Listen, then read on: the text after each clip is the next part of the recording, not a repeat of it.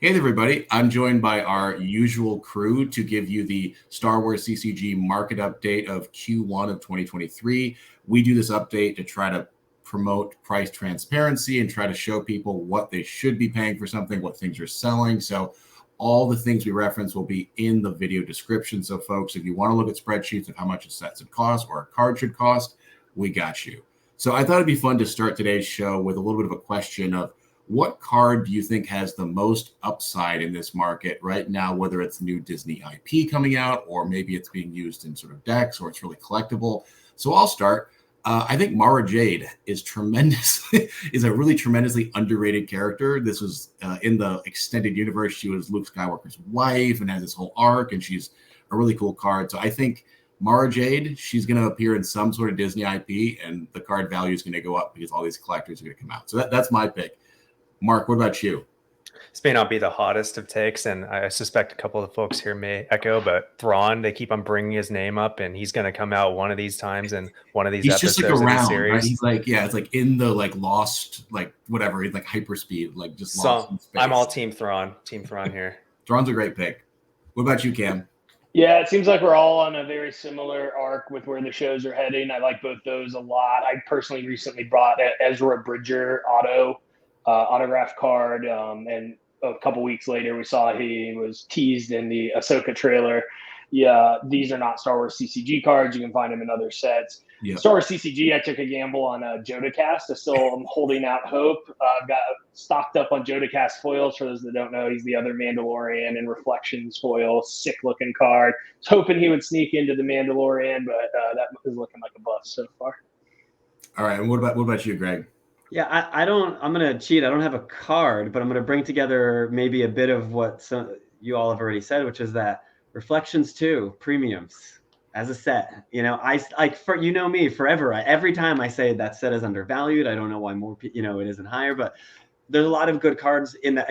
Thrawn's in that set. There's a Mara Jade, Persona in that set. There's like a lot of cool cards in that, in that Prince set. Chizor, right? I think he could come around. Yeah, exactly. Right? So there are potentially other characters that they might bring into the live action universe that are, present in that set. So, I think that, I hope it is an everlasting hope that set is appreciated as much as I think it should be.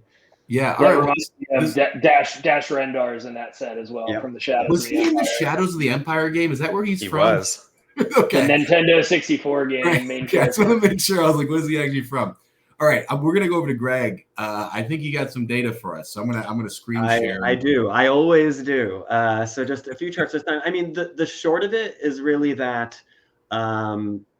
Looking at the first couple months of 2023 compared to the latter part of 2022, sales volume, sales frequency is up a decent bit, quite a bit, and sales averages are up a little bit, not as much as sales frequency. So the thing I have up here right now on the left, you see it's just comparing total sets sold. So this is all the sets on eBay, all the sets across all the sets for the first couple months, comparing the first couple months of 2023 to the last couple months of 2022. You can see there's been quite a significant increase.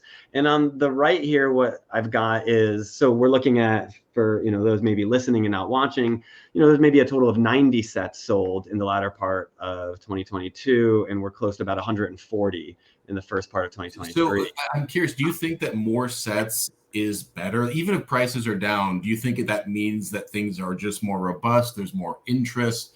Price doesn't have to be the only indicator. I feel like volume is also important here. That's exactly what I think. I think it's a good sign that set sales are picking up again, even if they are, a little up, a little down, roughly the same. I think the fact that more people are buying is a good thing, right?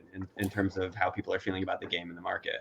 Yeah, I mean, I think that's one of the challenges with all dead CCGs. When you don't have new print runs coming out, you don't have that natural engagement of new set coming out that's really exciting. And so people buying and selling, those are those points. Like, you need to create those exciting moments. And, an eBay auction of a really rare card or an interesting set are those sort of engagement moments. So I think that's definitely interesting that it's grown. So anything else kind of? Yeah, so I've got one of these that I show every once in a while.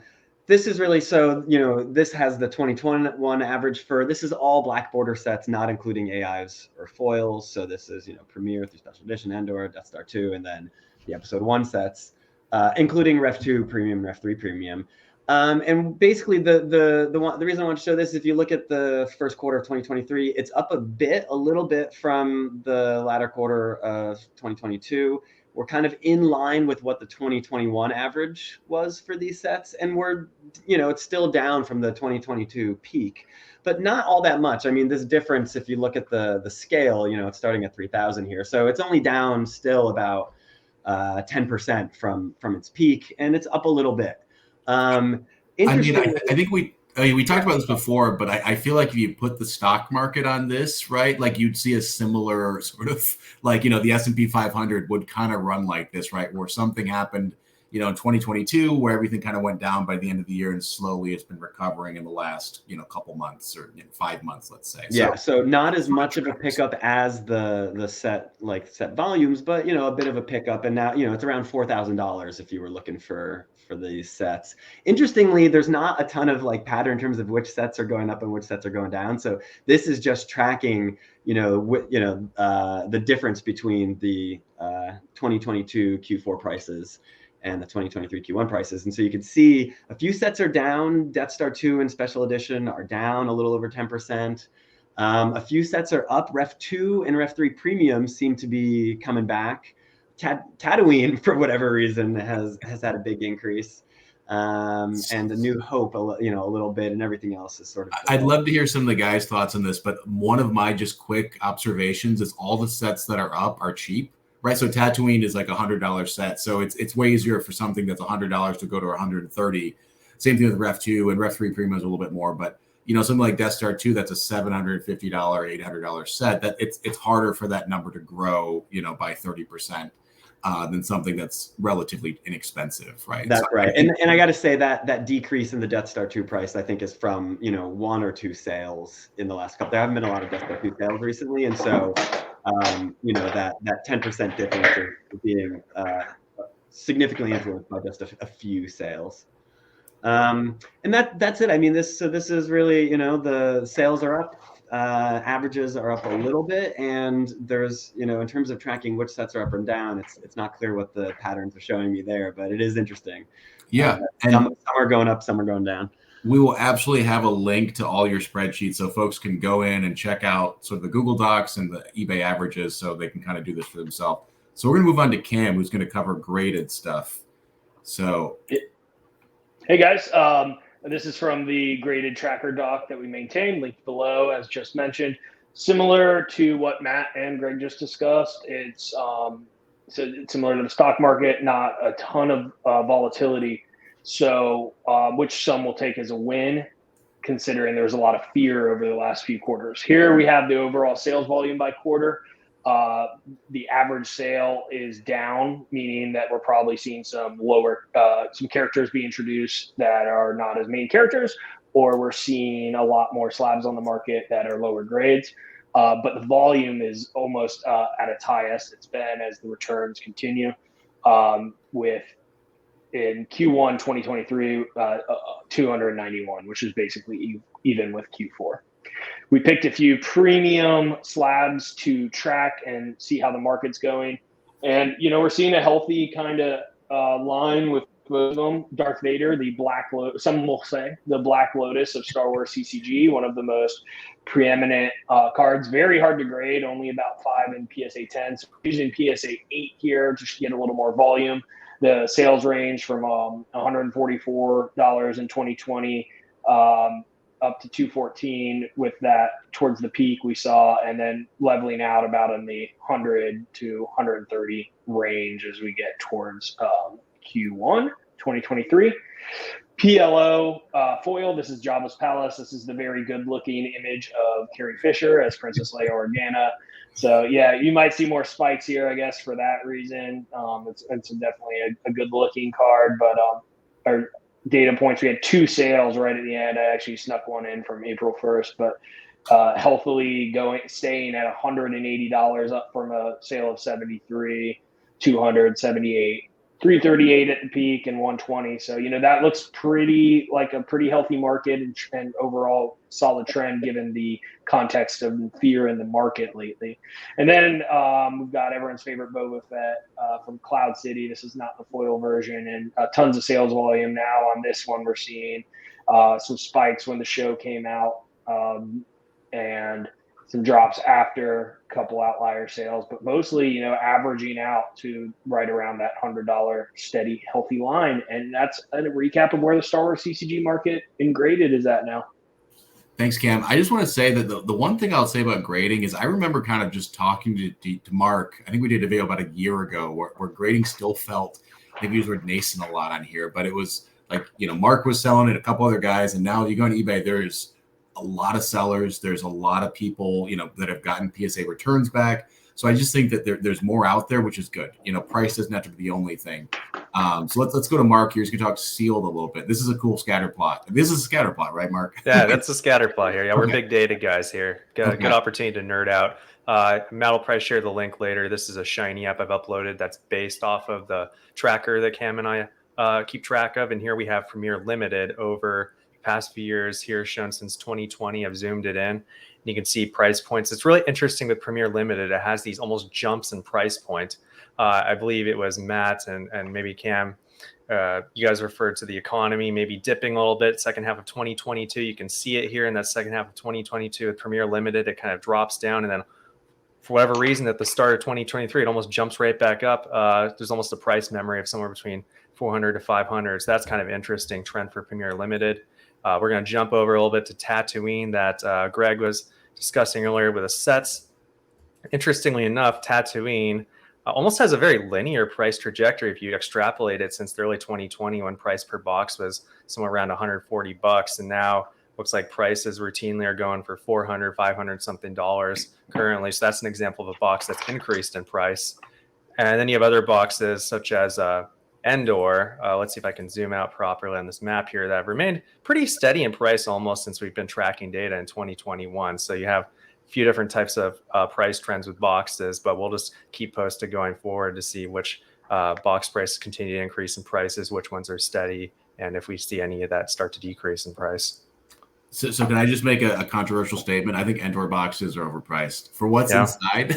For the actual, Endor set being what it is, the fact the box is $1,000 with no real money card besides a foil. Like with Death Star 2, I get why they're expensive because you can pull a $200 card, right? Mm-hmm. But with Endor, it's like, okay, you can get a Daughter of Skywalker. Maybe that's the most valuable. It's like it's a little rougher as far as the pulls. Yeah, you'd have to hope for the equivalent of ultra rare foil. That'd be what, the Gen Solo or the 3PO foils, which I think are like really rough to pull. I think. The rates on those are not good, and you're definitely burning money with opening Endor boxes for sure. Tatooine seems like a good box to open, and there's not that many rares in the set, and like in the number of like sort of mains in relation to the total number of rares available is actually quite good in Tatooine. Yep. Yeah, they're fun to open as well. I think sort of the Phantom Menace is also having a moment where people are kind of coming back to it with all these, sort of prequel-y shows that have been out, like whether it's Rebels or Clone Wars, where I think that like people are kind of coming back to that era with a little bit of fondness. Okay, we're going to wrap up with a few discussion questions here. I thought it'd be fun to hit Japanese cards. I feel like this is a topic that comes up quite a bit. What's going on with Japanese cards is now the most affordable time to get into it. It seems like prices might be down a little bit. There's some sales, there's some graded stuff. So I'm curious to hear other guys' thoughts. I don't really own any, so maybe I'm looking to get in myself. I don't have any thoughts on Japanese cards. Well, I just bought a box of Japanese Hoth. There's the nice seal box, one of the hardest products to find. It was a negotiation that went over a year. I was talking with Jamie Smith back and forth. Great member of the group. Shout out Jamie Smith. I've done multiple deals with him. Amazing Star Wars. He has an amazing collection, some super obscure finds. But yeah, time was right for me and time was right for him. And an offer I made in October kind of came back into play now. And so you can find that in the Star Wars CCG graded doc.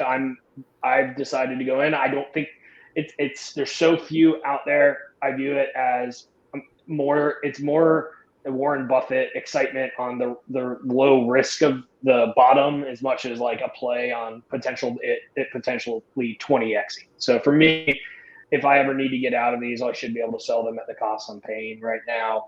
I don't see any reason with how scarce they are. They should go down. I'm not going to stand here and argue for 30 minutes that they're going to 10x or 20x or this is like the next big thing. But we just due to scarcity alone, I am bullish on the safety of their floor. Yeah, I think that there's a lot of noise in Japanese pricing where there's just cards, like people want a card to be worth $2,000 because of one eBay auction one time. And I think that like sometimes those moments where, you know, just the right timing, a person needed a meteor strike and they were willing to pay 2,000, you know, and I think it's more of these are outliers rather than the norm. And I think right now is actually there's a pretty good time. If you want to think about Japanese cards, maybe now is a decent time compared to a year or a year and a half. Well, that lines up exactly with the timeline I just described with the negotiation on this box. Right. Things might have cooled down a little bit, so maybe it's a good time to think about it. Okay, this is kind of our last question. If you're coming to the game in 2023, brand new collector, maybe you're thinking sealed, sets, graded. I'd like to hear from each of you guys kind of what is your recommendation on what do you get first and how do you collect most economically, or what, you know, what's your take? Why don't we do Mark first? Well, certainly if you're going for most economically, you know, there's plenty of vendors on either eBay or the Facebook group. Those are probably the two places that are easiest to look first. Ripping seals a lot of fun, but you'll find yourself in the hole pretty quickly as far as money is concerned. So maybe some repacks are in order. We got a lot of good people making repacks now, a lot of good opportunities for those. So if between the repacks and the sets, that's probably the best place to start. Of course, graded cards are also great. Might be a little bit biased there. So that's another good place to look as well. Yeah, I think sets is definitely a great spot. Greg, what's your pick? Yeah, I guess it in part depends on what you're looking to do. You know, are you looking to collect sets? Are you looking to play? Right. So I think Mark's advice is good. If you're, you know, let's say, so one thing that actually has seemed to be doing quite well recently are these sales for these like large like lots of a couple thousand cards, like common uncommon lots with like a random assortment of 50 to 100 rares. I sold a bunch of them recently and they did quite well. And I know others are selling them as well. They're selling for more than I thought they would, but they're actually, I think that's a good pickup for someone who's just looking to like get into the game, play a little bit. You get this, you know, a mix of commons and uncommons from all, you know, a range of sets and some rares to start building decks with. That's good for that kind of play. But if you're looking to collect complete sets, that's probably not going to be a very efficient way of going about it, right? Then I'd be like, I don't know, just go to eBay and try to snag some good deals at that point on complete sets. I also say in complete sets, I feel like the Jabba's Palace Cloud City are still pretty cheap, and you know you can actually get some pretty thematic and interesting stuff. You know, for $80, you can get every single alien you never knew existed in Jabba's Palace in Return of the Jedi, right? Just like every obscure guard. Okay, what about you, Cam? I agree with everything said here. Identify your goals. You know, are you going for graded top tier? Do you want pre-made decks? If you want pre-made decks, the PC store and there's some other good sites out there with pre-made decks. Get those. They're better than the Death Star 2 starter decks, and buy like one of those to get a feel for the game, and then start buying the lots. Like Greg said, if you want graded, go with sealed. It's too hard to find graded. I would just recommend the Premier Black Border. Get a starter box or a booster box if you're looking to go grade, and you can sell those lots of the cards you don't keep, like Greg said, and they actually do pretty well with those random rares you're not keeping to grade mixed in. Yeah. This reminds me. So, you know, if folks are kind of, you know, daunted by eBay and really prefer just sort of like an online store, Category 1 Games, great spot. Scott over there has he's been restocking a lot of Star Wars CCG, and he actually hooked us up with a promo code as well. So if you use this channel name, Board Matt, you get 5% off. Just put it out there, make it a little more affordable for folks to collect, you know, and get some of this stuff if you kind of just prefer using a website. Okay, any final thoughts? I think we're trying to keep it tighter. Okay, Cam. Star Wars CCG Instagram is popping off. There's a lot of good new accounts. It's a great way to visually see the cards and learn about the game. I'm going to link a few key accounts down below that you can follow on Instagram to get up to speed quickly. Yeah, I think that's really a great point. I think that this game for a long time has lived in places like Facebook and message boards, and there's a lot of other places and communities, whether it's Instagram. There's actually kind of a fun Reddit that has some good discussion. So, you know, if you're just a Facebook user or a YouTube user, think about branching out. You can find some more collectors. I think they're kind of scattered like stars across the universe, if you will. You know, you got to find these folks, and there's, you know, it's not just in one place. So I also recommend the Discord. Anyone else kind of final thoughts here? This has been a lot of fun, guys. We'll tons of links and information in the video description. You know, it's never a bad time to buy. I've been buying stuff for the last 3 years, and I've never looked back, no matter how much I get yelled at by my wife. So it's every purchase is a good purchase, in my opinion. So thanks so much, everybody, and we'll catch you next time.